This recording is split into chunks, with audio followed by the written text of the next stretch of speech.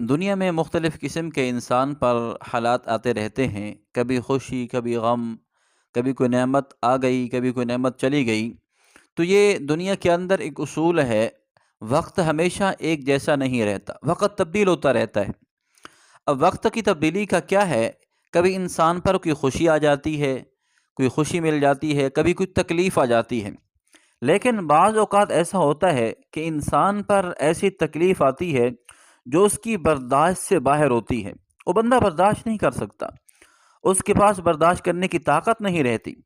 تو اس لیے آپ صلی اللہ علیہ وسلم نے ایک نسخہ ارشاد فرمایا ہے، ایک وظیفہ بتلایا ہے، اور مسلمانوں کو ایک تسلی دی ہے۔ وہ یہ ہے، اگر کوئی مسلمان کسی حادثے میں، کسی پریشانی میں گرفتار ہو جائے، اس کی کوئی نعمت اس کے ہاتھ سے چلی جائے، اب وہ نعمت ایسی ہے کہ اس کی قدر و منزلت اس کی دل میں موجود ہے، بندہ پریشان ہے، وہ پریشانی اٹھائی نہیں جاتی۔ تو آپ صلی اللہ علیہ وسلم نے ایک نسخہ ارشاد فرمایا، اگر وہ مسلمان جو پریشانی میں ہے، جو حادثے کا شکار ہے، وہ ایک چھوٹی سی دعا کو پڑھ لے گا، تو اللہ تعالیٰ اس حادثے کے بدلے میں، اس مصیبت کے بدلے میں، اللہ اس کا بدل جو اس سے بھی بہتر ہوگا، اللہ وہ بدل عطا فرما دیں گے۔ میں آپ کے سامنے ایک مختصر واقعہ عرض کروں۔ ام سلمہ کا خامد ابو سلمہ رضی اللہ تعالیٰ عنہ، ان کو بدر کے میدان میں زخم ہوا، وہ زخم تھوڑا گہرا ہو گیا، جس کی وجہ سے ان کی موت واقع ہوئی۔ حضرت ام سلمہ رضی اللہ تعالیٰ عنہ خود فرماتی ہیں کہ ابو سلمہ کی وفات ہوئی تو میں آپ صلی اللہ علیہ وسلم کے پاس حاضر ہوئی کہ اللہ کے رسول، ابو سلمہ کی وفات ہو چکی ہے۔ تو آپ صلی اللہ علیہ وسلم نے مجھے تسلی دی اور ابو سلمہ کے لیے مغفرت کی دعا کی۔ تو آپ صلی اللہ علیہ وسلم نے فرمایا کہ آپ اس کے لیے مغفرت کریں، اس کے لیے دعا کریں، اور آپ صلی اللہ علیہ وسلم نے ایک دعا بتلائی، وہ یہ تھی کہ آپ یہ دعا پڑھیں کہ ام سلمہ، انا للہ و انا الیہ راجعون، اللہم اجرنی فی مصیبتی واخلف لی خیرا منہا۔ یعنی کہ اس کا معنی اور مفہوم یہ ہے کہ اے اللہ، ابو سلمہ کی جو وفات ہوئی ہے، اس حادثے میں، اس پریشانی میں، اس سے بہتر مجھے خامد اور اس سے بہتر مجھے بدلہ عطا فرما۔ اب ام سلمہ رضی اللہ تعالیٰ عنہ کہتی ہیں کہ میں سوچنے لگی کہ ابو سلمہ سے مجھے اتنا الفت تھی کہ اس سے بہتر اور شوہر میرے لیے کون ہو سکتا ہے۔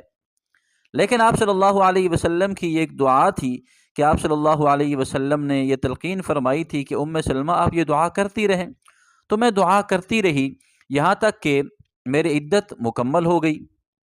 عدت مکمل ہونے کے بعد صدیق اکبر نے مجھے نکاح کا پیغام بھیجا، میں نے انکار کر دیا۔ عمر فاروق نے نکاح کا پیغام بھیجا، میں نے انکار کر دیا۔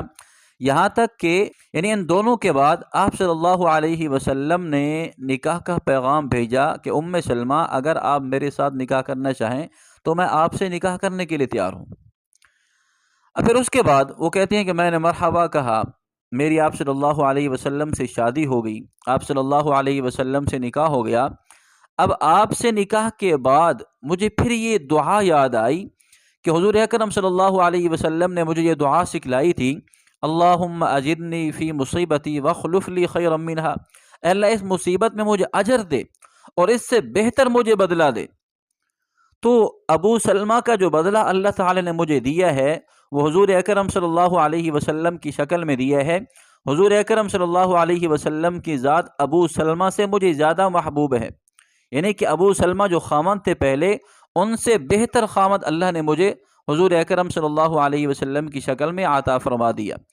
تو جو بندہ بھی کسی حادثے کا شکار ہو، یہاں تک کہ حضرت ام سلمہ فرماتی ہیں کہ آپ صلی اللہ علیہ وسلم نے فرمایا، جو مسلمان کسی مصیبت یا حادثے میں گرفتار ہو جائے تو اس کو چاہیے کہ یہ دعا پڑھے، سب سے پہلے انا للہ و انا الیہ راجعون، پھر اس کے بعد اللہم اجرنی فی مصیبتی واخلف لی خیرا منہا۔